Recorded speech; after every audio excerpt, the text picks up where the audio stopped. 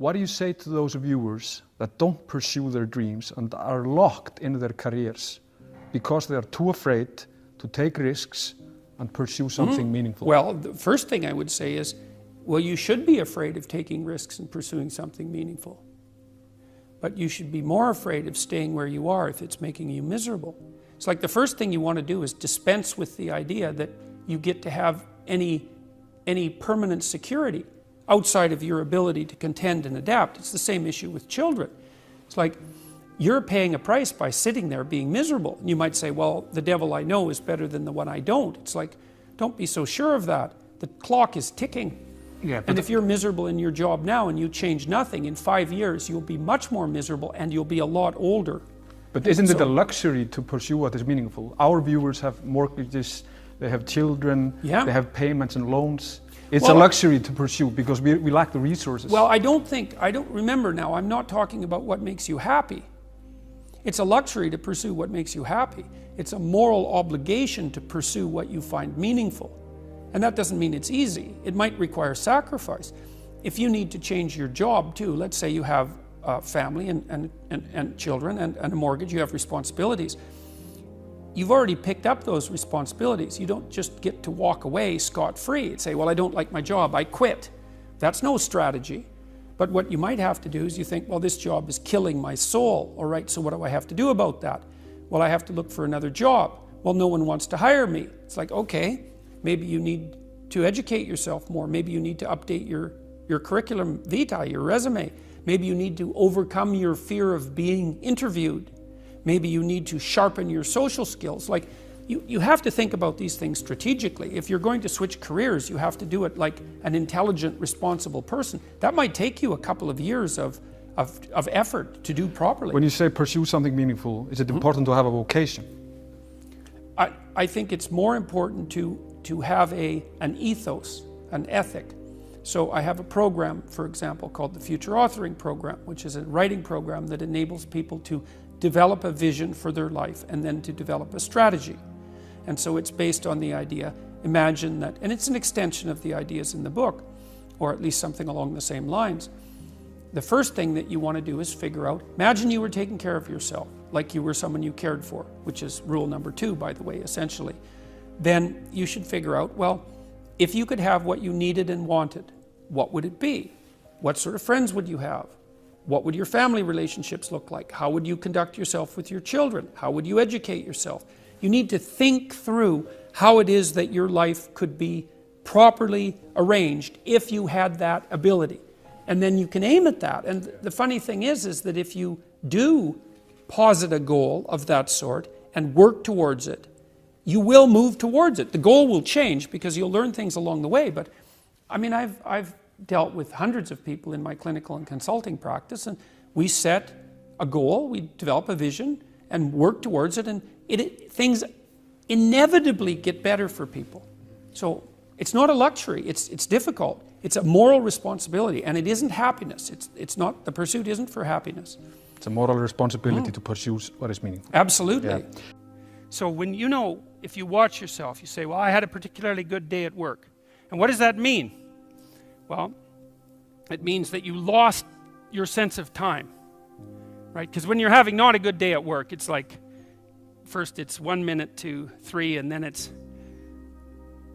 45 seconds to 3, and then it's 30 seconds. That's what school was like for me. It was like, click.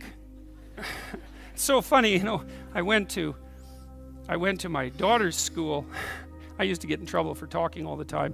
Surprise, surprise. When I was a kid, and I was bored stiff in school, and so I would misbehave upon occasion, out of pure boredom. And about 21 years ago, I went to my daughter's school to sit for a class. It was about an hour long, and I was sitting there, and the teacher had all the kids on the floor and was having some of the kids read to the others, and some of the kids who were reading couldn't read at all. And I had exactly the same experience. I was sitting there. It was like being 7 years old again. I could see the clock going tick, tick. And I thought, You know, if I was in this classroom for 3 days, I would misbehave. 40 years old, I would misbehave exactly like I did when I was 6. No. Well, that's no place to be, right? Because you don't want to be in a place that's stultifying. You don't want to be in a place where there's no challenge. You might even quit your job if there's no challenge. Say, well, that's a good job. It gives you security. And you think, God, I can't stand this. It's eating away at my soul. It's all security and no challenge. So why do you want to challenge? Because that's what you're built for. That's what you're built for. You're built to take on a maximal load, right? Because that's what strengthens you, and you need to be strong because life is extraordinarily difficult, and because the evil king is always whittling away at the structure of the state, and you have to be awake and sharp to stop that from happening so that you don't become corrupt, and so that your family doesn't become corrupt, and so that your state doesn't have to become corrupt. You have to have your eyes open and your wits sharp and your words at the ready, and you have to be educated, and you have to know about your history, and you have to know how to think, and you have to know how to read, and you have to know how to speak, and you have to know how to aim, and you have to be willing to hoist the troubles of the world up on your shoulders. And what's so interesting about that, so remarkable, and this is something that's really manifested itself to me as I've been doing these public lectures. I've been talking about responsibility to people, which doesn't seem to happen very often anymore, and the audiences are dead quiet. And I lay out this idea that life is tragedy tainted by malevolence, and everyone says, yeah, well, we always suspected that, but no one has ever said it quite so bluntly, and it's quite a relief to hear that I'm not the only person who has those suspicions. And then the second part of that is the better part, and it's the optimistic part, which is, despite the fact that life is a tragedy tainted by malevolence, at every level of existence, there's something about the human spirit that can thrive under precisely those conditions if we allow that to occur. Because as difficult as life is, and as horrible as we are, our capacity to deal with that catastrophe and to transcend that malevolent spirit is more powerful than that reality itself. And that's the fundamental issue. I think that's the fundamental issue of the Judeo-Christian ethic, with its emphasis on the divinity of the individual. As catastrophic as life is, and as malevolent as people can be, and that's malevolent beyond belief, fundamentally. A person has in spirit the nobility to set that right and to defeat evil. And that more than that, and that the antidote to the catastrophe of life and the suffering of life and the tragedy of life that can drive you down and destroy you is to take on exactly that responsibility and to say, well, there's plenty of work to be done, and isn't that terrible? And there isn't anything so bad that we can't make it worse, and certainly try very hard to do so, but I have it within me to decide that I'm going to stand up against that. I'm going to strive to make the world a better place. I'm going to strive to constrain the malevolence that's in my own heart, and to set my family straight, and to work despite my tragic lot for the betterment of everything that's in front of me. And the consequence of that, the immediate consequence of that, is that when you make the decision to take on all of that voluntarily, which is to stand up straight, by the way, with your shoulders back, to take on all that on voluntarily, as soon as you make that decision, then all the catastrophe justifies itself in the nobility of your striving. And that's what it means to be an individual. Thank you.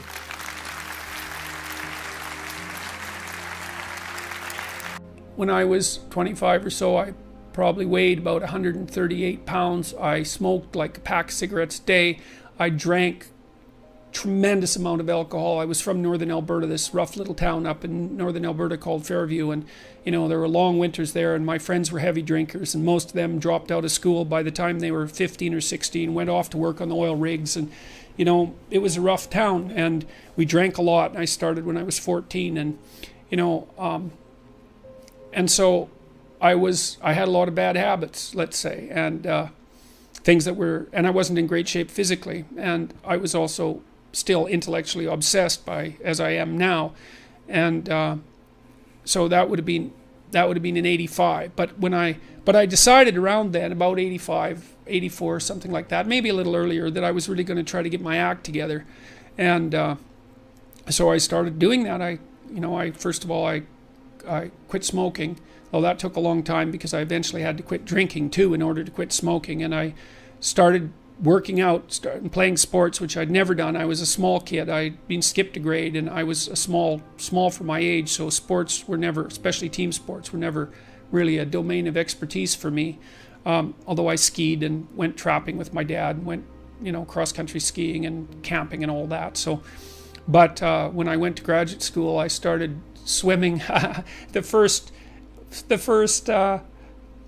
physical exercise routine I did, I enrolled in a swimsercise course, I think it was called. So it was me and this like really overweight kid, and like these 60-year-old women and men, they could out exercise me like mad. It was really embarrassing. Me and the overweight kid, we'd be just panting ourselves 3/4 to death at the end of the bloody workout, and these 60-year-old women who weren't in great shape were like, chatting away as if nothing was going on at all in the pool. So that was quite embarrassing, and as was going to the weight room, because when I started I could barely bench press 75 pounds, and people used to keep coming over and helping me, which was the last thing I bloody well wanted, but certainly needed. And I got to the point where I could bench press 225 pounds. I think that was the best I did, and I gained about 30 pounds of muscle in a year and a half. So that was a good thing. So like I was kind of a wild man, and I'm a little bit manic in my temperament, and so I was kind of going every direction at the same time. So, and I don't regret that. I had a fine time when I was a kid, but I needed really to get disciplined, and I had to do it because I was working on these hard problems that that I've been discussing with all of you, and I've been working on them really obsessively since I was probably about 18, maybe even earlier than that, and got to the point around 25 when I was in graduate school trying to get my PhD, so doing all my research. Like I published 15 papers by the time I graduated with my PhD, which was I think by a fairly large measure the most papers that any graduate student at that time had ever published at McGill. I think that's right. It might have been twice as many, or maybe twice as many, maybe even 3 times as many. And at the same time I wrote Maps of Meaning, which was a terribly difficult thing to do, because I was writing about 3 hours a day doing that, and I couldn't do all that and continue with my misbehavior, my sort of my what would you say, my hedonistic my massive hedonistic consumption of alcohol and all of that. I just couldn't keep it up, and also work seriously on the issues that were at hand. So I had to stop. That's a sacrifice. I had to stop messing about and straighten myself out. And I got married. Well, the woman who's my wife, Tammy, who I've known since she was 8 years old, she lived across the street from me in this little town called Fairview, and I was in love with her like the first time I saw her, which is quite the bloody thing. So that's worked out pretty well for me. But she came to live with me about the same time, and we decided jointly to get our act together, and we swore that we'd tell each other the truth, which I think she's actually done better than me. Like I don't think she's lied to me ever in our entire marriage, which is unbelievable, and it's been so useful because I can really tell her things and we can really talk. So I tell you, if you want to have a good relationship, man, you embed it in the truth, because if you don't embed it in the truth, you don't have a relationship. It's just lies. It's a tissue of lies, and it will dissolve in the chaos as soon as a crisis comes along. So the truth is a terrible thing, but not compared to falsehood. So all right, so let's look at the live chat here. You hear the egalitarian clarion call everywhere. Everything should be equal. Everything should be equally distributed. We should strive for equity. It's like wrong, especially if you're a conservative. Wrong. What we want are just hierarchies of competence. Not everyone's a neurosurgeon. If your father has a brain tumor, you probably want a hierarchy of competence for neurosurgeons, so you can pick the one that's the best, so that he might not die. That's what a hierarchy of competence is for. For the postmodernists, there's no hierarchy that isn't based on power. Well, because they think the world runs on power.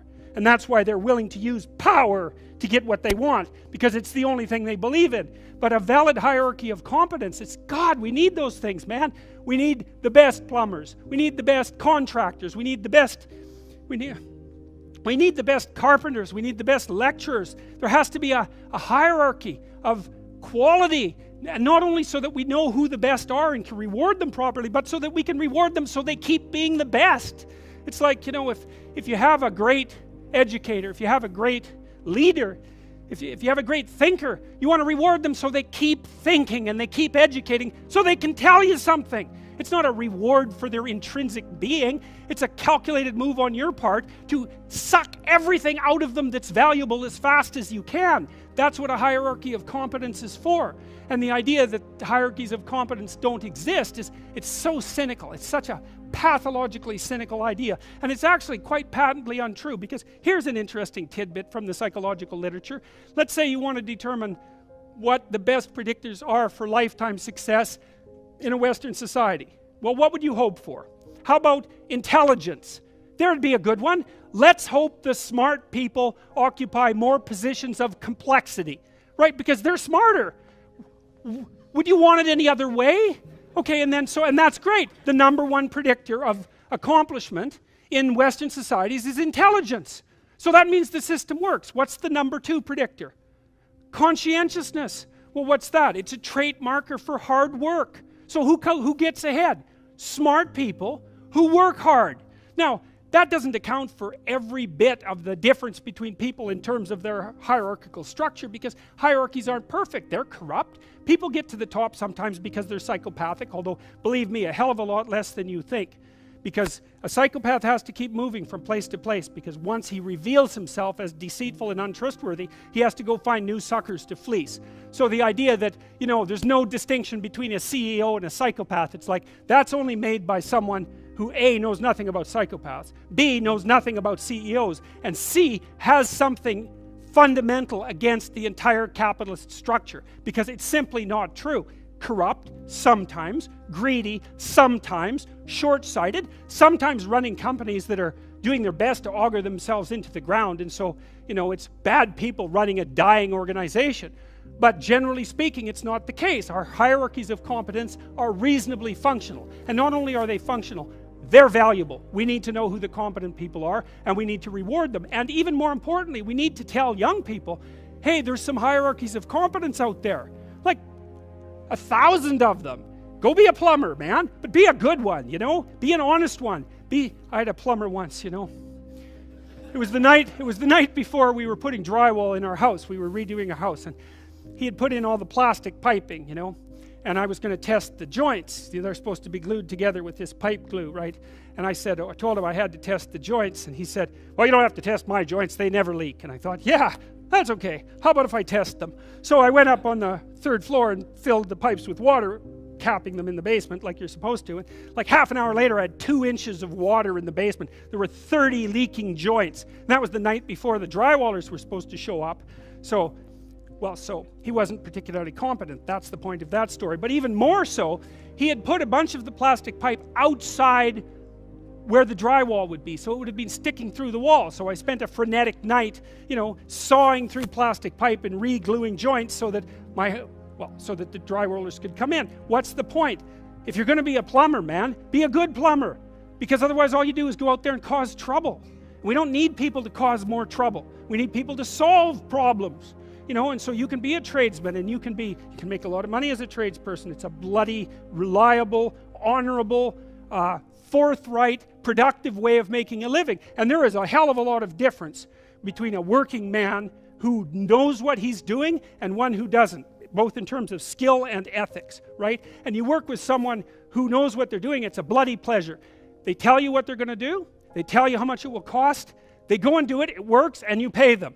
Perfect. Everyone's happy. And that's what happens when you have genuine hierarchies of competence. And so you listen to these panderers of egalitarianism and equity, and they fail to recognize completely that there are differences in rank between people. It's not such a terrible thing, man. Maybe you wouldn't be a great lawyer. Like, it's certainly possible. Most people aren't. But that doesn't mean there isn't something you could be great at. There's lots of hierarchies to attempt to climb, and if you fail in one, go try in another. But the point is, you're still trying to aim for the top, and what the hell are you going to do if you don't try to aim for the top? You know, flap about uselessly and whine about your life? It's not helpful. It'll just make you miserable. You're not reliable to anyone. You can't help out in a crisis. It's like, so you tell young people, and this is another message for conservatives, like, I don't care what you're going to do, but go out there and make something of yourself for God's sake. Be an honest person and work and get to the top of whatever it is that you want to get to the top of. You know, and stand up for yourself like a respectable human being and be a bit of a light on the world instead of a blight.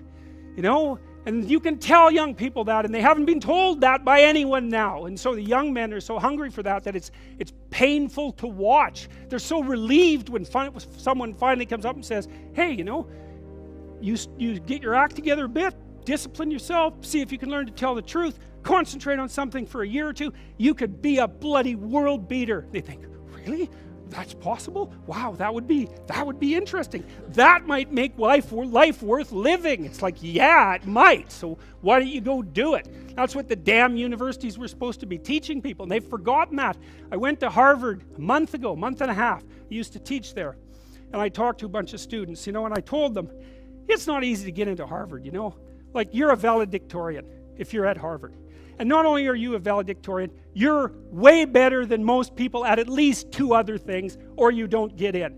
And so, like, I don't know what the acceptance rate is, like 5%, and believe me, not everybody applies, so it's a very selective school. And so why am I saying that? It's like, these are high-quality kids. So I told them what I just told you. It's like, here you are at Harvard. It's like, get yourself educated, man. Read some books, learn to talk, learn to think. Make yourself into something. Get the hell out there and make the world that put you here happy that you were put there in that great institution. You know, and they came up to me afterwards and said, God, I wish someone would have told us that when we were in our first year. It's like, Jesus, why didn't someone tell them that? For God's sake, it's supposed to be the greatest university in the world. Is it so difficult to figure that out? Well, it is, if that isn't what you want to have happen in the university. You want to make cringing milksops who whine about being victims while they're going to Ivy League institutions. Jesus, it's pathetic.